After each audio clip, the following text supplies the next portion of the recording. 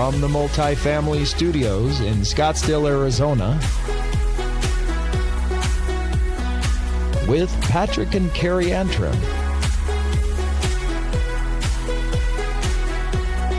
Live today in Multifamily. All right, this is live today in Multifamily. Listen, today's special segment, we're talking about how important a company is, really. A company is the single most truthful source of information for employees right now. All this information on the news, everything that's going on in the world, they're relying on our companies for that source of truthful information, and there's never been a better time to do this for what we're doing today about creating healthy organizations. So listen, it's more than that. You have to actually measure it, and so we'll be talking a little bit about that. So right, but first we are broadcasting to you live today from Scottsdale, Arizona, Multifamily Studios. So thanks for joining us. Thanks for taking the time away from your day to just spend a little bit of time with us. We appreciate it. And we've got a big weekend ahead, right? Like, oh yeah, it's, that's right. Some of you are watching from home because you have the day off. Yeah. So, hey. Yeah. Why are we? Why do we don't take days off? The show must go on. The show must go on. All right. Well, listen. Let's talk about our sponsor. This show is sponsored by Social Capture. And Social Capture is converting leads to leases. So find out how they can help you convert more leads to leases by going to socialcapture.com. Thank you, Social Capture, for that. Yes, thank you so much. Awesome to see you guys. So you guys could be tuning in from LinkedIn, Facebook, Twitter. Thank you so much for joining us. Feel free throughout the show, if you're joining us on live.multifamilystudios.com, to put in your questions, wherever you're joining us, really. Feel free to put in any questions, comments, and we'll try to get to those throughout the show. Yes, thank you for joining. You have so many things you could be doing. Maybe you're barbecuing today, celebrating early. Maybe you're just floating in a pool somewhere. I'm not sure, but that sounds the fact nice. that you're with us today means a lot about your commitment to leveling up what you want to do in your business, your career. So thank you for joining us. I know you have a lot of options on things to do, and so stay tuned. We've got some really great stuff ahead. Yeah, so listen, registration for the Best Places to Work Multifamily program is open. It is not only open, it is on fire. We are very excited about that. Yes. And we've got some new kind of announcement things you're going to go through too. Yeah, I'm going to talk about that. But look, I'll lead right into that. As Carrie said, the registration is open. Things have shifted this year in terms of how we celebrate, and we'll be talking about that in a moment. But what we've got is a few things I'm going to tease you with. It is open. It is not only open. Oh, sorry, guys. Sorry about that. So let's talk about. Now, I don't know why I've got the wrong note here. No. Oh, okay. So I think I'm not reading very well here. So I think the Best Places to Work program is coming up. In my notes, I've got a lot of words on this page, and I need an image of it or something. But we're excited to announce now this is the official list. Now, I want you to understand a couple things. We've been doing this. This is what I think our 7th year. We launched in 2014 the inaugural program that set out to really not, this was back when customer service was, social media was giving accountability to organizations on customer service. And what we know about that is that once you go into a restaurant and somebody could leave that restaurant, get on their mobile phone and say this food was crappy, companies started to elevate their customer service, shift to take care of the customer. And as the market shifted in 2008 with the supply and demand of the employment marketplace, there were more people looking for jobs than there were people hiring, obviously because there was a contraction period. And so this idea of the candidate experience and how we take care of employees became a real differentiator. And so when the market took off, there were companies that were building and growing and acquiring new portfolios, and they just couldn't find talent. And so what we were trying to do is look at how can we, as a brand, recognize those companies that during periods of both recessionary and growth periods actually take care of their employees. And as an investor, this is the single leading indicator of knowing if your yields are going to be met, right? Are you going to be able to attract the right talent and develop the cash flow in the business to show up in our financial returns. And we know that the leading indicator to that is how well an organization can create a healthy organization to attract the best talent. Right. And so throughout the vision of that program, we've seen a shift in the marketplace of supply and demand. If you look at the rental market of supply and demand, how many renters you have versus supply, that drives the price of things. Well, the same thing happens with the employment marketplace, if you look at it like in a marketplace. Now, what I know about investors is they really truly understand the word acquisition. So the talent acquisition is an investment, and making sure that your company is protecting that culture is of a high priority for organizations, being that talent is the last real competitive advantage. So measuring that is very important. So that's why we've ventured out into this program. Now, we don't make a dollar on the best places to work research. We do not make profits from that. That's been more of us and how we show up for the industry. And officially, it's been, now I think I said 7th year now. We're going into our 7th year. Yeah. The program. Yeah. So just super excited about that. We through that program, we've historically celebrated annually at our annual event. And we have one of our magazines that we promote. We have for the best places to work inside this innovation magazine. This is a digital magazine as well, and inside here we have company profiles. We do all kinds of great things for these companies. And look, this is all about really telling a great story for multifamily operators. All right, I did a magazine. What else? Yeah, well, I was going to talk about... What's it like, actually, producing that Well, magazine? first of all, let's give a shout-out. We've got some friends on Facebook joining us. Jocelyn, thanks for joining us this morning. That's Jocelyn Freeman. And then Melissa Meyer says, pleasure to be joining. Always learn something. We're so glad to hear that, Melissa. Thank you so much for being with us today. So Patrick showed you guys the magazine. Our team creates this amazing magazine. And I think the best part of it is, it's easy, especially on social media and all these things, it's easy for a company to talk a big game. Yep. We do this, we do that, this is what we do for our employees, this is what we do for our customers, it's real easy to put all that information out there. And like you said, online reviews can kind of reveal whether or not that may be the case. But for us, getting to put together this magazine, we are working directly with the people involved in creating the culture for that company. Right. We get kind of like what is it when you peek behind the curtains, backstage? Yeah. We're seeing their candid photos that their team members are taking on their own, at these fun events that they're doing, whether it's social outreach or just morale boosting. They do all kinds of crazy fun things, for their team members. And so putting together this magazine, we get to see all of those things, and it's evident as to why the companies that are on the best places to work multifamily list are on that list. Yeah. I mean, it's clear. Right. And the list changes every year. It's not a list that you can, it's not a popularity. It's truly, a lot of the companies that don't make the lists still go through the program year after year. And there are some companies that have never made the list. But that's okay for them, because truly, really, the making the list and sort of that recognition piece is just a bonus and an incentive, of course. But the reality is, they're going through that program to get the research, right? Because what they know is they're in business for a reason, and they're in business to take care of their investors, right, and the real estate, right. And they know the only way to do that is through understanding their people. Yeah. And it's probably in a lot of companies, as what we're hearing back, is the single most important data that you can have in your organization. And so, what we also know is, like with the magazine and all of the benefits that we do to champion and amplify the brand.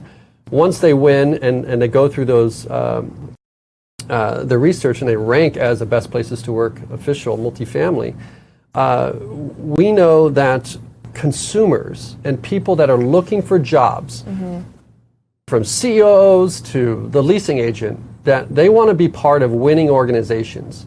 And when you have a badge that is not easy to get, then it elevates not only the industry, but it elevates that company's commitment to not only create a culture, but protect that culture.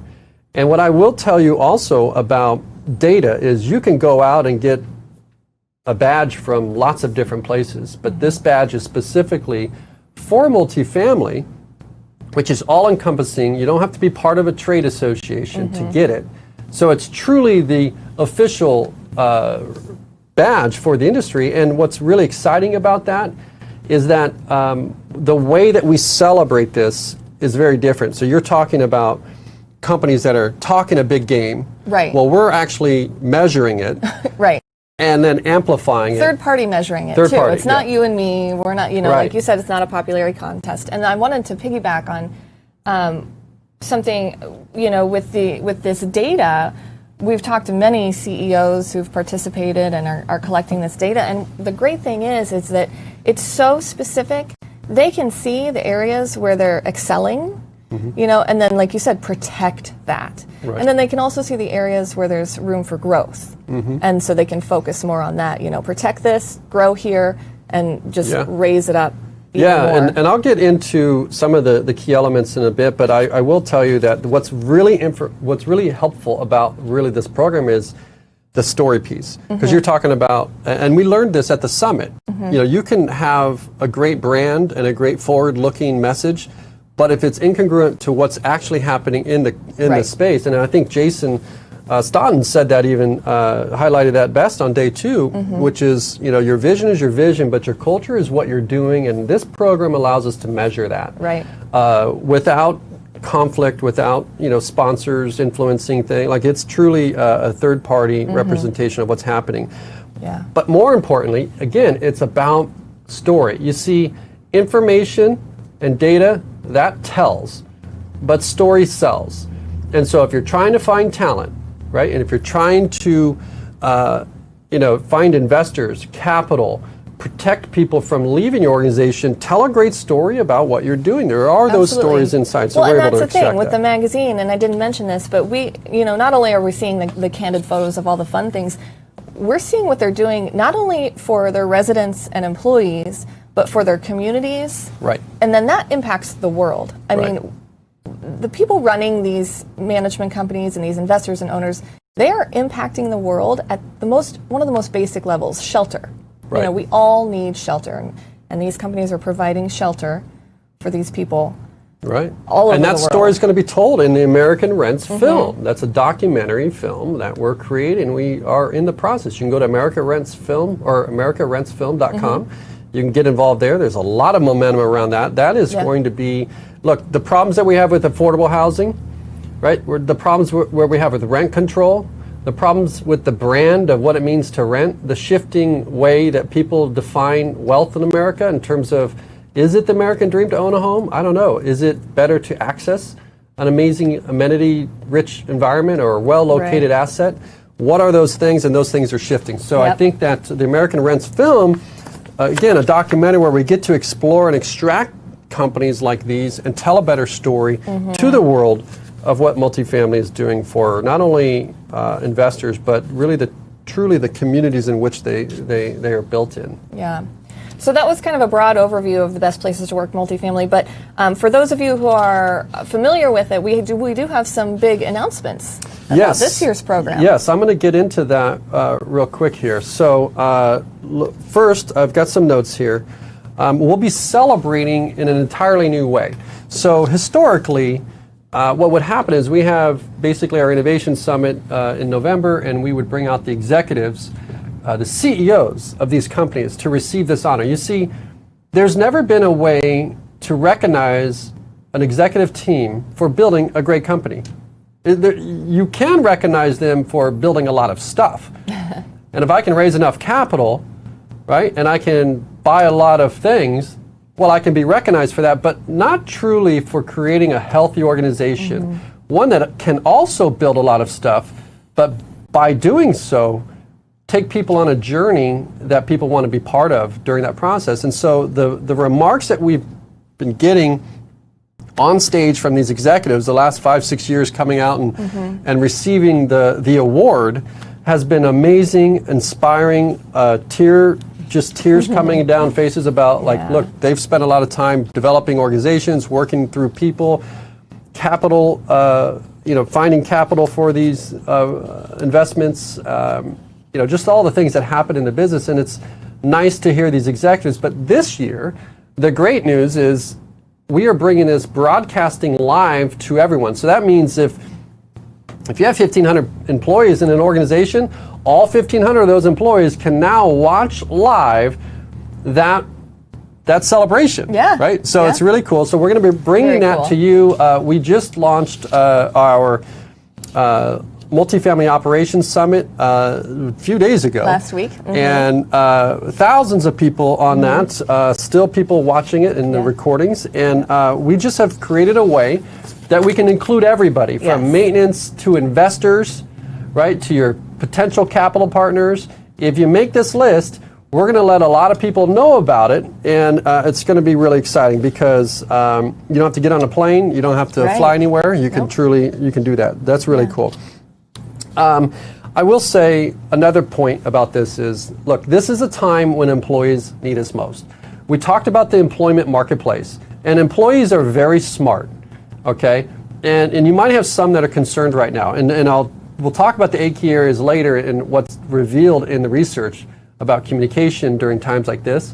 But right now, people probably are holding tight in a lot of cases. So you might have a situation where you might not think you have a problem, right? But we need to really stay on pulse with what's happening. But this is the time when we talked about an organization being the single most truthful source of information. Right. Doesn't it make sense to measure what they think and then do something about it? So this is definitely a time that people need us most. Yeah. I will also say there's another note that I want to clarify. The best places to work multifamily, this is the official list, okay? It is a registered trademark. That means nobody else can say that they're best places to work multifamily. Not any trade association, not a company, unless they make this list. And so it's very important to know that in order to say, I mean, you can go to the U.S. trademark search and look. It is a registered trademark, and we protected that because these companies that go through this, they fight and they prioritize, they invest their time, they go through a rigorous process to level up to be part of this. That's right. So it's our job to protect that.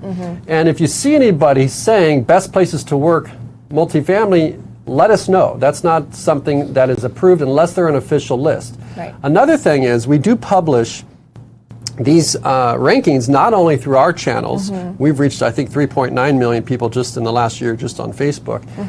But we also publish it to multifamilybiz.com. Now, Multifamily Biz is the industry's true source of official news. And that news, multifamilybiz.com, there's a logo. It says best places to work. You can look at the past winners, right? The women's list. You can look at the rankings, who's running those companies, all of that information on Biz. There's 1.7 million monthly viewers to that list. And another value to say, listen, we're one of those companies. We're going to help you make sure that it gets seen there.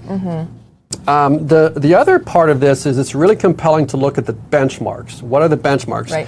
How did I perform last year in this area? Did we move the needle? Right. Right. And did we make the improvements? Right. We're on this journey for the long run. This isn't about we made the list and we're not going to. We've got the badge and we're not going to need it every year. I have two quick points on that. Number one, with the benchmarks. Not only can you look at your progress throughout the years, but you can see where others are stacking up, kind of the general overview.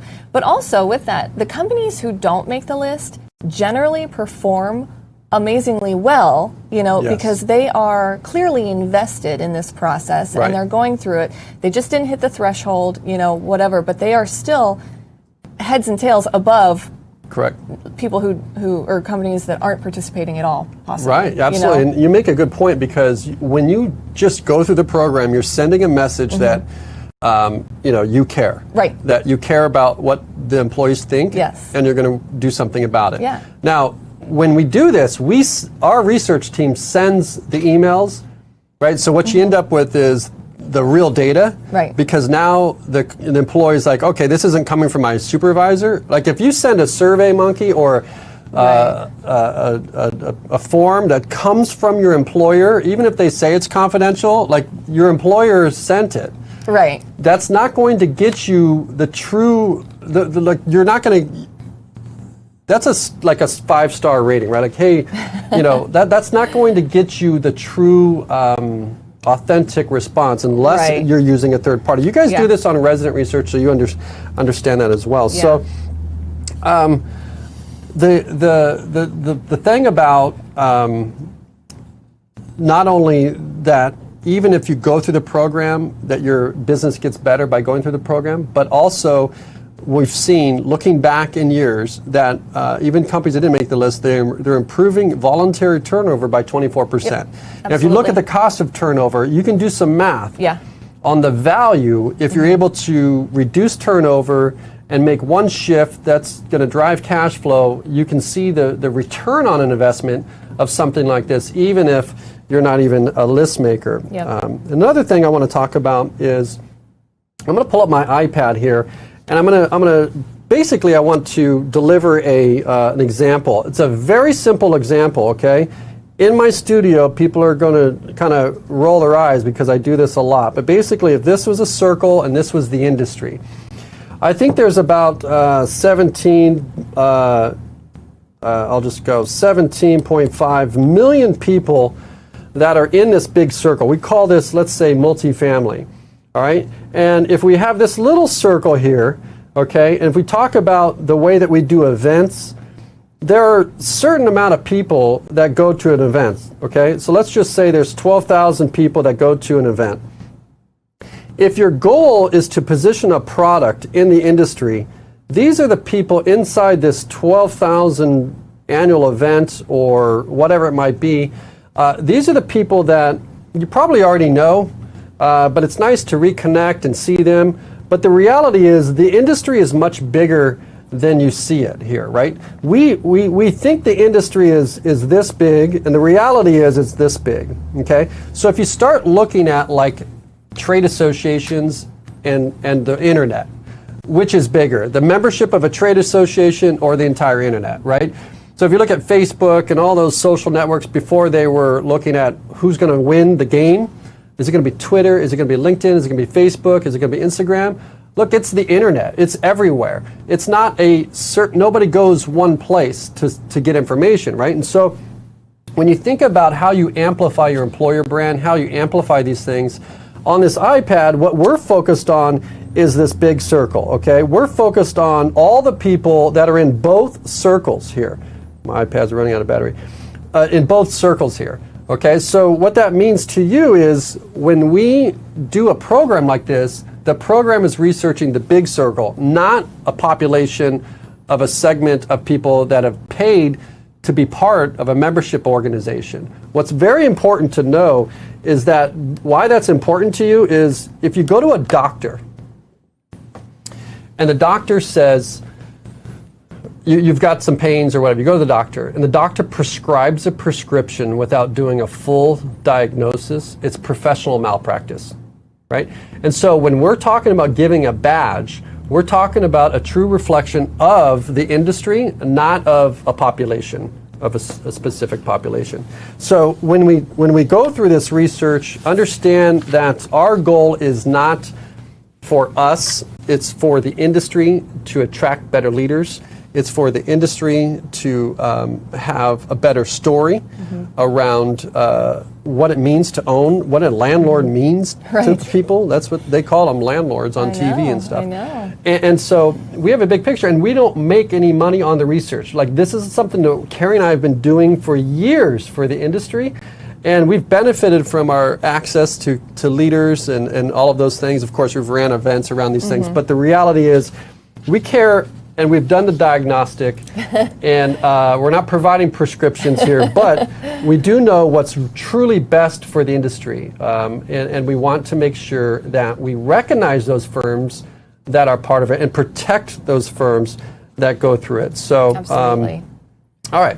So let's talk about what's new to the program. New to the program this year, and again, this does not affect the rankings, but it's going to be important data that you need to know right now, and that is we've got the COVID-19 survey process. So during the survey this year, we have a special research component regarding what you've been going through with your workforce in the COVID-19, both current and post recovery of that.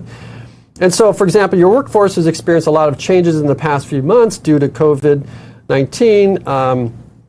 And there's a lot of uncertainty and daily workplace adjustments that are taking place in organizations. Daily. Talk about daily. We've never seen anything like this, where literally it's redefining the workplace. Yeah, we even at the summit we talked about what is work. Is it a place? Is it a physical building, changing. or is it So we're stepping up to give you some more data on that. So the new categories are really the work from home. Right, these things don't affect the data, but so how did my company respond? Right, did I feel safe? Right, did my employer react in a way that cared for my safety? And then also, these are really quick pulse ones, but also work from home. So we've got in there our work from home pulse survey. It's designed to get a quick and actionable feedback in order to assist you. In developing and managing that remote workforce. So the survey addresses work and home environments that many team members have had to adjust to, as well as collect feedback from employers who are still going to physical work locations. These are the leasing offices, corporate locations. Employees will be asked questions like, am I distracted? Do I have the privacy that I need? Do I have the equipment that I need? Does my employer reimburse me for my new equipment that I've purchased? Am I able to do the job while working from home with minimal distractions? Like, these are realities of what's happening now. So in a lot of ways, the reason why we've haven't been marketing the program up front is because, number one, our enrollment is off the charts in terms of what's happened last year, but at the same time, we want to make sure that this information is in there because this is the state of what we are in today. Absolutely. And then this is something that we really haven't planned for. There's another thing that I'd like to talk about is there's a reason why we do this research at this period in this season. So when you make a Best Places to Work multifamily, you get a badge, right? And that badge is specifically designed to celebrate at the end of the year. So right now, we're doing research, we're enrolling program participants right now. You can go to bestplacestoworkmultifamily.com, get registered, and we're doing research for the 2021 program now.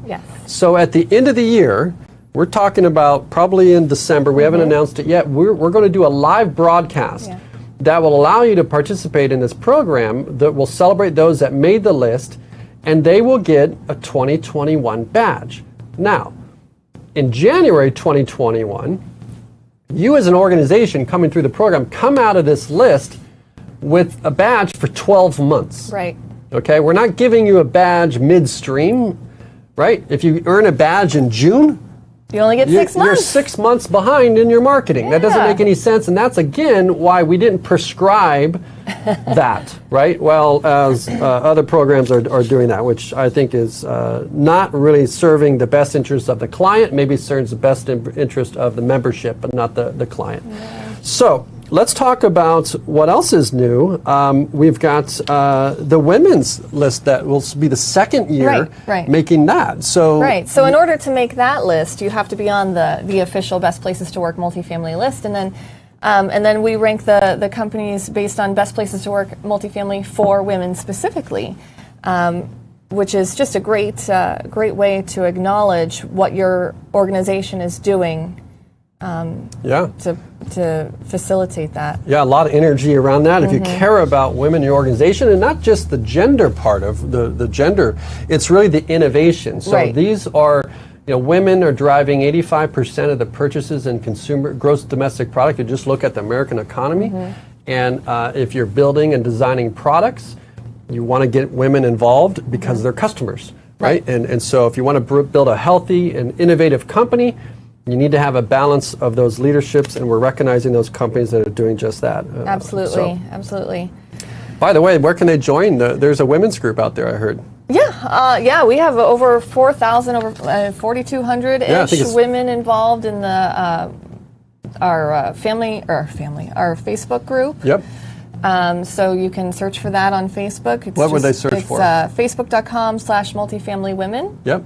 Or you can search for Multifamily Women.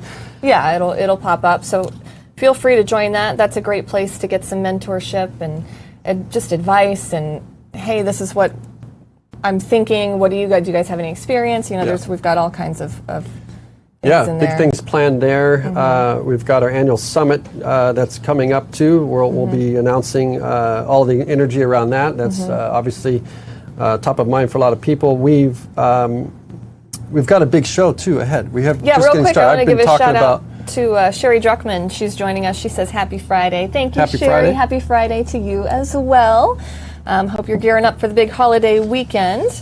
Yes. So what's up? We've got some things stuff happening here on multifamilybiz.com. Our first story is Common, the nation's leading residential brand that designs, leases, and operates community-oriented multifamily properties, announced a 575-unit portfolio expansion in partnership with Nuveen Real Estate, one of the largest investment managers globally.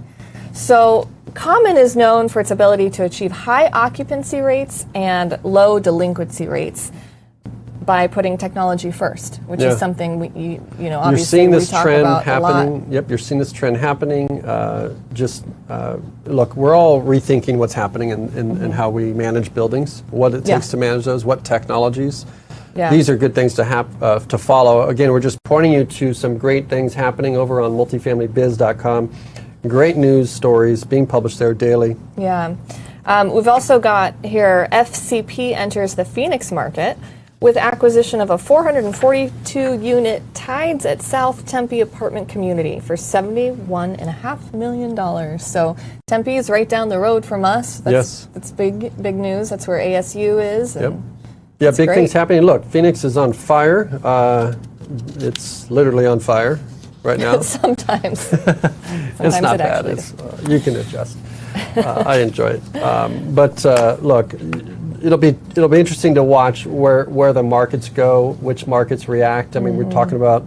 We'll be teasing some stories around corporate housing, the shift in occupancy rates, things like that, around the trends and what marketplaces sort of come back and which ones are hit hardest through these elements. And some have never slowed down, I think, they just are powering through, and I think that's great. Listen, you can get all the news at multifamilybiz.com. Don't forget to check that out. That's where we get our news. Yes.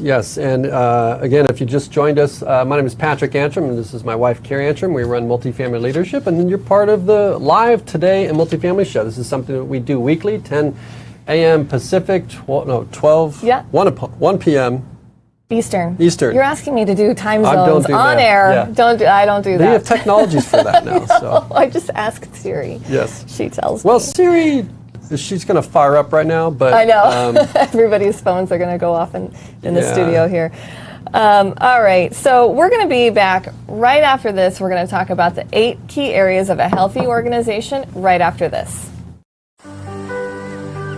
What makes social media so special for multifamily and student housing is that it's another touch point for them to reach their right audience. At the end of the day, all these properties are providing homes for people, which is a really big deal. So we want to be able to tell the right story for them and create the lifestyle and imagine what it would feel to live at these properties. I started as a leasing consultant, leasing apartments to college students, and from there as a property manager, all the way to national director of leasing and marketing for one of the largest student housing companies. I would travel to these properties, and it was very hard for the on-site team to keep up with social media. We had property managers and leasing managers that weren't thinking of their communities as a brand, and that's when I got the idea for social capture. So I started recruiting people that worked in the industry, and from there the rest is history. We have everyone from property management experience, on-site experience, to agency experience.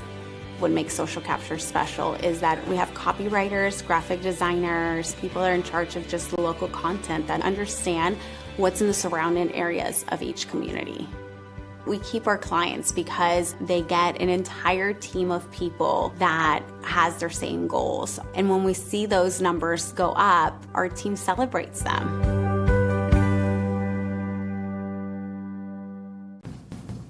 I love that. That's Annette with Social Capture, and they're doing some great things. On a lighter note with Social Capture, if you take a look at their website, they have photos up, and they have a swing in their office that looks like a giant ice cream sandwich. Wow. I want that for our house. I think that would be cool. A lot of fun. We should do a show there or something. I know. Oh, yeah. That'd be great. Anyway. That would be cool. What I see there is just, again, selling the idea of the team, showing the team, showing how much they care. Yeah. Again, going back into story. But what's really interesting about them is they're one of our sponsors also for the Multifamily Women's Summit. And they were a sustaining sponsor, which means they're still benefiting from that sponsorship. So again, thank you for your support, advancing innovation, leadership in multifamily, and really helping women advance that leadership as well. So appreciate you guys. All right, so should we talk about the 8 key areas? Let's go ahead and bring up a slide here on the 8 key areas, and we'll this is part of, again, in our research, what we found is when you focus on these 8 key areas of an organization, you can create a healthy organization. So I'm just going to go through these in order. You've got number 1, you've got leadership and planning. You've got culture and communications. You're looking at role satisfaction, the working environment, relationship with supervisor. That is a driver, by the way, the relationship with supervisor. Training and development, pay and benefits, and overall engagement. Now, could you imagine if you had the data on these 8 key areas of your organization, and you not only the data from your vision, but like the data from what your employees believe to be true about these things, would you be able to make some better decisions and things like that? And so let's go down. I want to talk about those 8 key areas and the key drivers, right? So number 1 key driver for those 8 key areas is I feel I am valued in the organization. Okay, so these things start coming out of, different segments of those 8 key areas. But if people are feeling valued in an organization, okay, it's the single most important driver for increasing employee engagement levels. And you think about what's happening now with the shift of the world of work, the shift of the way we work, the shifting adjustments that are being made, and all the technology coming at you. And then, by the way, the world is showing uncertainty, so it's cause for concern for that. But if you feel valued at an organization, this is, if you were to do one thing, that's what you'd want to focus on. And the thing with that is, it doesn't matter what you're doing in that organization. You had mentioned on a previous episode how you were scraping gum off curbs and collecting coins from the laundry machines. That is important. But if you don't feel valued doing those things, they can seem more like a job than providing value. But if you're valued, if you're doing reports and budgeting and all that, everything on the spectrum is important. And if you feel valued, you're going to take pride in whatever it is that you're doing. No, that's true. Number 2, the second one is in terms of driving those 8 key areas and driving higher levels of engagement. I have confidence in the leadership of this organization. Now, this is really interesting to me because how do you get that confidence to everyone in the organization, right? Some people might know the CEO really well. Some people might be intimidated by the CEO. And some recent projects we've been working on in the documentary and stuff, we're learning, like, even if you're a big company, you can still do things to transfer the knowledge of, where we're going, what is happening with our organization, what are we doing to prepare, things like that. And so with a phone and video, a voice text, emails, all these things, executives can communicate and increase their levels of confidence to their employees in the leadership. Like, here's where we are, here's where we're going, here's the plan to get there. And we know that if you do that, that's the top or the second top driver of employee engagement, increasing levels of engagement. And we heard that at the Operations Summit. Walt Lampersky's team over at Stonemark, they were chiming in the engage. Like, he calls just to see how we're doing. He calls to talk about work, but also just to find out, like, if we're okay. And we know that Jamin Harkness with TMG, he's doing the same thing. They have their daily check-ins, and we've heard of all of these organizations that are I think someone was even telling us that they were doing a check-in every couple of hours. Yeah. It's just, I think it's just having that open line of communication. And like you said, there are smaller organizations where maybe you're working right alongside the CEO, but then there's bigger ones where maybe you've never even met the CEO in person. Who knows, So I think that is a huge indicator. Yeah, and what was really compelling about, even in the documentary, we heard Rod with Graystar talking about that he's going to go above and beyond what's required, and that is technically the definition of really, that engaged employee. They can be satisfied, but being engaged and and happy and satisfied and having engagement. They can be sitting in the boat, but they might not be rowing. Or they could be rowing backwards. But like Rod was like, I'm rowing this boat forward across the finish line. We're going. So you can fall into anywhere on that boat. That's a great analogy, because if you're, and then you need that in a normal world, but when things get tough, you need that even more. Yeah. Right. And so again, this is the time that employees need us most. So another key driver, the third one, is I like the work that I do. Yeah. Now, if you think about career pathing, we hire people as leasing agents, and then we say, we want to grow you to be a manager of people, which we haven't trained you for, but we're going to move you to assistant manager. Right. And we're going to have you collect rents. Right, a completely different set of skills. So there could be that time that they don't like that work. Right.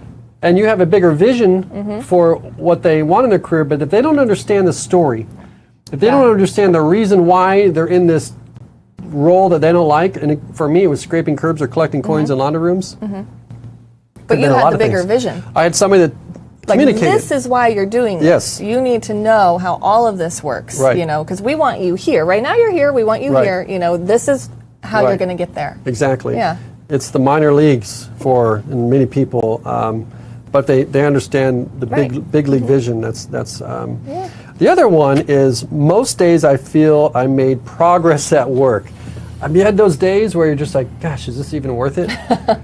And some properties can feel like that. Sometimes it's acquisition after acquisition, due diligence at due diligence. But I think of this like, how when maybe you have a commute or you drive a certain path every day and you get to work and you realize, I don't remember actually the drive here. You're on autopilot. Yeah, like I know I went through a tunnel at some point, but I don't remember that. Like, this is that. Like, at work, if you're making progress and you're doing new things and you're, moving forward, you're not going to have those moments where it's like, what did I even do today? Yeah, and they're not always easy. Like what we did for the Operations Summit was, definitely a growth mindset. And, but obviously seeing the progress. And then, that autopilot, people can go through work and realize, what did I do this week? They're just going through the motions. Yeah, we've all had those. So that's definitely one. Another one is, this organization treats me like a person, not a number. And, again, I'm going to go back to Graystar.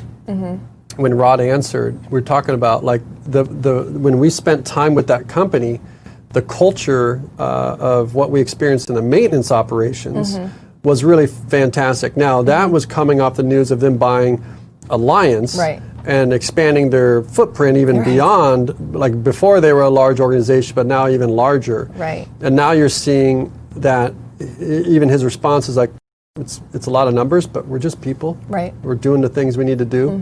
And all companies are nothing more than a collection of people when you think about it. And so when you can help people feel like they are valued, that they are more than just another employee as a number, that's a key driver. All right, number 6, I feel part of a team working towards a shared goal. So this is super important when it comes to investment objectives, but also having key employee values on how you actually determine what you're wanting to do. And so at the summit, there were some good questions that came out of that. It's like, well, let's just back up and ask, why are we even here? Right. Why did we buy this community, right? Why did we build in this community? Why did we put this team together? Why did we hire this management company? All of these things. And so when we understand that we have a common goal, I'll I'll dig down into sports a little bit. In sports, it's very simple. They do this the best. Everybody that shows up in the organization, I'm talking from the person that delivers the beer, to the landscaper at a baseball field, to the person that stripes the foul lines, for the manager of the team, the star athletes, the owner, the fans, the customers. Everybody is part of one common goal, and that is to win the World Series. The moment they get to spring training, everything that they're doing is to lead them to that one goal. So think about, what is your one goal in your organization? When people have that alignment, then they feel like they're all working towards this one thing. And you said something very important there, one goal. So you could have multiple goals. Or shared goal, yeah. Right, for the year, let's say, in 2021, these are our top 3 goals, right? But I think it's important to communicate those and not have 120 goals, Right. Like, it's got to be shared, and it has to be attainable. We learned this from Sharon Lechter, Yep. Set a goal, reach it, Yep. celebrate it, That's right. So. Yeah, Sharon was in our studio, was it yesterday or no, Tuesday? Tuesday. Amazing, amazing mind, and also was excited about our women's brand. Right. We're going to be bringing investment knowledge to help you all become a better investor as well. Well, and real super quick, she published Think and Grow Rich for Women. So I don't know if you're familiar with Think and Grow Rich, Napoleon Hill. Sharon brought that manuscript to life and has come out with a version for women. So I'm excited to read that. That's great. If you don't know, Sharon Lechter she is a force for good, but also co-founded, what was the book? Rich Dad Poor Dad. Rich Dad Poor Dad, yep. So that was amazing to have her in the studio. Yeah. The other thing, number 7 here, is I trust that if I do good work, I will be considered for a promotion. Again, people are wanting to progress, wanting to grow, but not only that, it's the consideration part that's important. It's one thing to promote, but are they being considered first for that? So think about how you're doing that. Number 8, quality is a top priority for this organization. People are going beyond, just pushing product out. Does the product, is it environmentally friendly? Is it, just think about the brands that, even next generation, they're holding companies accountable to more than just profits. Right. And so, but is are you renting apartments that are being taken care of? Are you putting out there great marketing from... and are you a quality organization? Are you, like you said, are you being socially responsible? And the new workforce, they want to know that you're doing this social outreach and that you're making an impact for the better, in the world. So. Yeah. Let's see, that was number 9, right? Yeah. Yeah, so number 9, I'm satisfied with the amount of vacation or paid time off. Should we have a chat? We all need some rest. Although this was before we had some time home. I know. Everybody. There's a difference between time home. Can I please go back to? It's not time home because we're remote. It's time off. Decompress. Yeah. When you study innovation like we do, batching your activities, having the clarity to get away and let your mind truly expand and think. Yes. When we did our high-level summits, which we're still doing, we go on top of Camelback Mountain and we get a perspective over the vision of the city. We get a perspective over the vision of our company, a perspective or a vision of the life we're trying to create. And then your decisions start to melt into meeting that one shared goal. And so this time off, people need space to think. Space to rest, and in our business, sometimes it can drive you to the limits. And they need to be able to take that time off, without. I've feeling been guilty, or yes, I've been in jobs, where it's just like, you get 2 weeks off, but nobody really takes it, because if you do, it's not right. You're not a team player. Exactly, and so I think really communicating that, like, this is your time, please take it. Please don't check your emails, while you're in the Bahamas or wherever you are.